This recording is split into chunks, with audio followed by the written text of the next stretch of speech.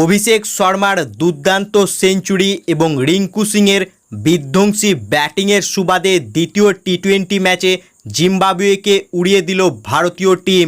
হ্যাঁ ফ্রেন্ডস, প্রথম টি-20 ম্যাচে হারার পর দ্বিতীয় টি-20 ম্যাচে অনবদ্য কামব্যাক টিম ইন্ডিয়ার।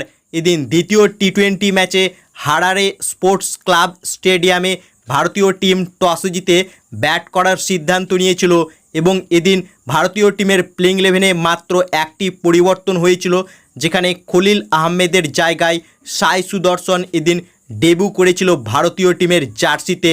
এরপর প্রথমে ব্যাট করতে এসে ভারতীয় টিম মাত্র 10 রানের মধ্যেই তাদের প্রথম উইকেট হারিয়েছিল, যেখানে ক্যাপ্টেন শুভমান গিল মাত্র 2 রান করে আউট হয়ে গিয়েছিল। এরপর অভিষেক শর্মা ও ঋতুরাজ গায়কোয়াড়ের মধ্যে 137 রানের পার্টনারশিপ হয়েছিল, যেখানে অভিষেক শর্মা এদিন মাত্র 47 বলে 100 রানের এক অনবদ্য ইনিংস খেলেছেন, যে ইনিংসের মধ্যে ছিল 7টি 4 ও 8টি 6। এছাড়াও ঋতুরাজ গায়কোয়াড় সেও কিন্তু 47 বলে 77 রান করেছে এবং শেষে আমাদের দ্য ফিনিশার রিঙ্কু সিং মাত্র 22 বলে 48 রানের এক অপরাজিত ইনিংস খেলে ভারতীয় টিমের স্কোরকে 20 ওভারে 234 রানে পৌঁছে দেয়, যেটা হারারে স্পোর্টস ক্লাব স্টেডিয়ামের হাইয়েস্ট স্কোর ছিল ইন্টারন্যাশনাল ক্রিকেটে। অর্থাৎ টি-20 ইন্টারন্যাশনাল ম্যাচে এর আগে এত রান এই স্টেডিয়ামে হয়নি।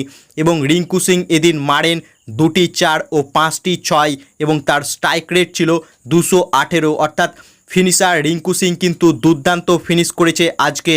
এবং এই 235 রান চেজ করতে এসে জিম্বাবুয়ে টিম শুরু থেকেই উইকেট হারাতে শুরু করে, যেখানে ভারতের হয়ে এদিন দুর্দান্ত বল করেছে ভারতের দুই ফাস্ট বোলার মুকেশ কুমার ও আবেশ খান।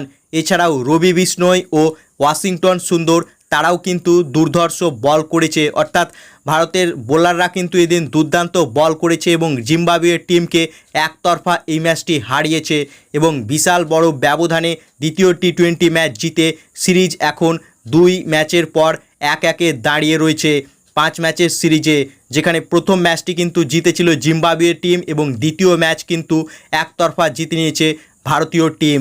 সো ফ্রেন্ডস, দ্বিতীয় টি-20 ম্যাচ দেখার পর তোমাদের কি মনে হচ্ছে? জিম্বাবুয়ের বিরুদ্ধে 5 ম্যাচের এই টি-20 সিরিজে ভারতীয় টিম কি 1-4-এ জিম্বাবুয়েকে হারাতে পারবে? তোমাদের কি মতামত তা কমেন্ট বক্সে লিখে জানাও এবং ভিডিওটি ভালো লাগলে ভিডিওটিকে করো লাইক এবং ক্রিকেট জগতের আরও খবর পাওয়ার জন্য চ্যানেলকে করো সাবস্ক্রাইব। ধন্যবাদ।